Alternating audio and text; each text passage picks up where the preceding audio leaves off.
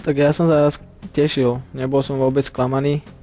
Možno veľa ľudí by si myslelo, že som bol sklamaný, že musím odísť z Chelsea, ale ja som si povedal, že to mi určite len pomôže a vlastne budem hrávať. Bolo jasné, že v tomto týme by som asi šancu nedostal tento rok a tak sme sa rozhodli a som rád, že aj v Chelsea mi vyhoveli. Vlastne mal som veľa klubov na výber, ale my sme sa rozhodli pre Twente. Samozrejme, že nejakí ľudia nám aj poradili a ja si myslím, že sme sa rozhodli správne a určite to neľutujem.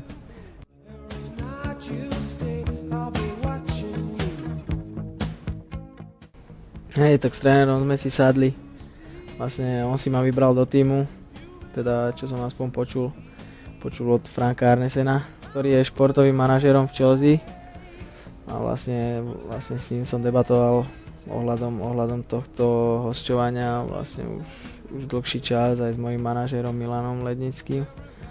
A asi myslím od prvého momentu, ako som prišiel vlastne do NSKD, keď sme prišli podpísať zmluvu, hneď sme sa na štadióne stretli s trénerom a sme debatili dosť dlhú dobu a si myslím, že od toho momentu sme si tak sadli a ja som rád, ja ho mám rád, lebo dáva mi príležitosť, dostávam vlastne dosť času na ihrisku a dôverujeme a to je hlavné pre hráča cítiť tú trénerovú dôveru a potom je to fajn.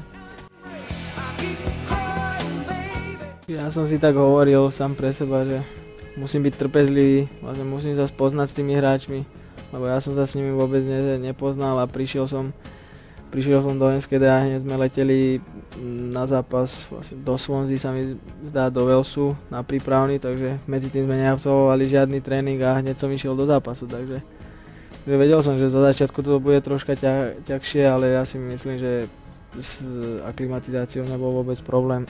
Rýchlo som si zvykol na to všetko, na to prostredie, na tých ľudí aj na hráčov a hovorím, som bol trpezlivý a ja si myslím, že teraz sa mi to tak vyplatilo a už dúfam, že môžem povedať, že tí hráči mi dôverujú a vlastne tú loptu mi prihrávajú dosť častejšie.